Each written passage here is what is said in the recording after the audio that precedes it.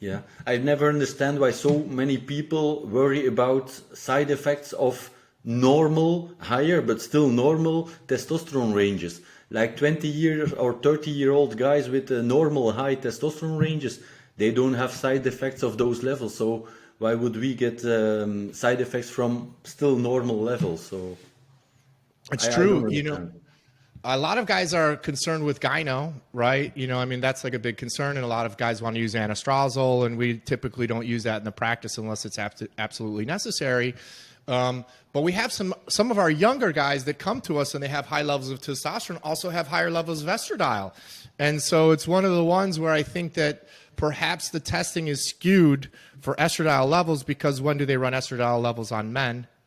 Probably when they're unhealthy. So the data set is probably a little bit skewed from the estradiol perspective. But yes, young men don't deal with a lot of the issues that people are concerned about, or they don't have it. And so, yeah, sometimes we're trying to convince them, hey, you felt way better when you're younger. This is exactly, we're trying to put your hormone levels back to when you felt amazing. We're not trying to go super high. We're not, we don't have a lot of huge guys in the practice. We just want normal, happy guys.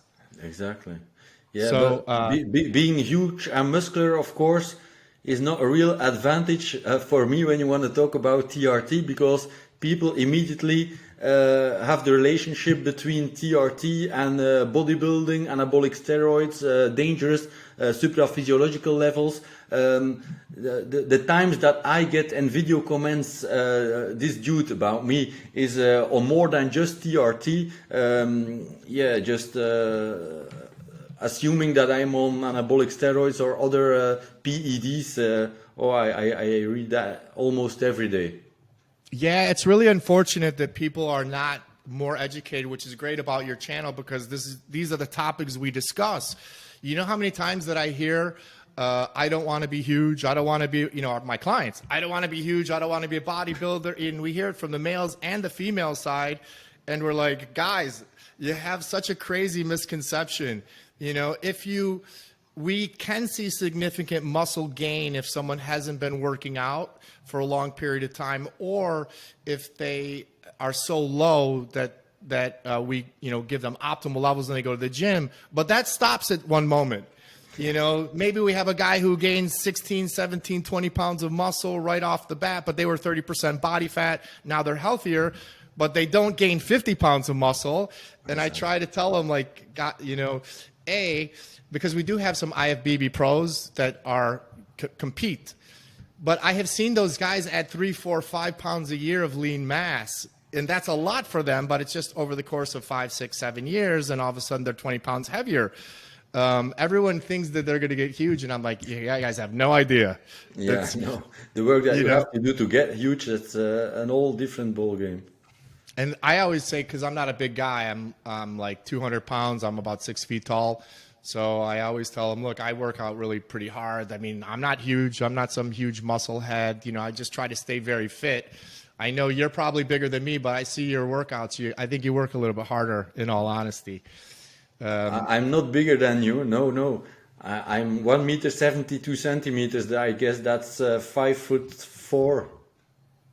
Oh, you're 5'4", but I'm saying your muscle mass. I saw you doing the other day you're doing some weighted pull-ups, which look pretty challenging. That was, I guess, 70 pounds, 32 kilos. Yeah, I did 5 reps, but It's a lot, because, by the way, I notice if I lose, on pull-ups especially, if I lose 5 or 10 pounds, the number of reps that I go up, if I lose that, my own body weight goes up, not commensurate. It's not 1 extra rep. I'll get 4 or 5 extra reps if I'm down to 190 versus 200. So when you were doing the 70 pounders, I was thinking to myself, that's a lot of weight. It's a big difference to be able to get that many reps. Yeah, well, I've been working out for 32 years, progressive overloading. So, yeah. I'm a big pull-up fan, by the way. I think pull-ups for the back is the number one exercise. I try not to use machines as much as possible because I think it's unnatural. So I like to use a little bit more, with my own exercise routine. I like to do a lot of natural stuff. And I saw that you do push-ups, and we do a lot of the same exercises. Old school bodybuilding, I think, is this stuff worked back then. It still works today. Yeah, sure. Yeah, though I don't use too fancy machines either. So let me ask you, as being a healthcare professional, a doctor, obviously you knew that you're going through this and you're more educated, and even you, it took a while to investigate and probably were struggling maybe without knowing for years the gradual decline of hormones. What do you